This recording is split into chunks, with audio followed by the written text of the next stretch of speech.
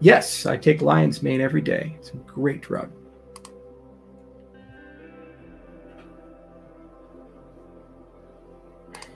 What are your thoughts on airdrops and burning tokens? Everybody knows how I feel about burning ADA, and I don't know why people keep asking. There is no giant pool of unallocated ADA floating out there. Every ADA in circulation belongs to somebody. So if you're asking about burning of ADA, you have to immediately follow that up with, whose ADA do you want to burn? Now, I had some people reach out to me over Telegram saying that I should burn my own ADA.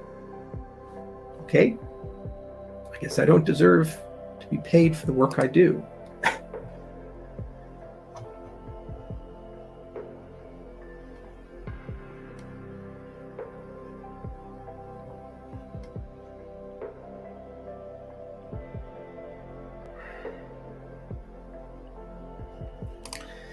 I'm a physician and have read literally thousands of vaccine papers. Most are not properly controlled. Side effects are not looked into for longer than a few weeks. CDC gets paid millions in options. Okay, Eric, well, as a physician, you tell me, what side effects have you seen? And they've actually been correlated and well understood. And also, as a physician, you tell me, all the drugs you prescribe on a day-to-day basis, how many of those have problematic side effects? We live in a country where 80 million people have insulin resistance.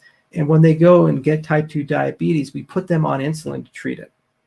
Think about that. And the catastrophic health consequences and multi-systemic problems from Alzheimer's to heart disease to atherosclerosis that's caused by it. And the problem is vaccination. The FDA has recused itself, as has many institutions in public health, from much broader, far more problematic issues than mass vaccination. And I don't see the mechanisms that are going to cause serious problems. Oh my God, swine flu in 1975. We had Gideon Bray. Some issues here for a few people, 1 out of 100,000 or something like that. And then that somehow is extrapolated to say all these things. As a doctor, you probably get a flu shot every year. Most hospitals require their staff to do that. You know, I'm sorry, this is not the problem in medicine. You are fully and keenly aware of that. There are much larger problems from the way that drugs are developed and distributed. I'm sickened, for example, as you should be, that remdesivir is $5,000 a dose, and it was an orphan drug. It was developed for Ebola. And then they somehow magically repurpose it to be a not really efficacious treatment of corona. And apparently that's great.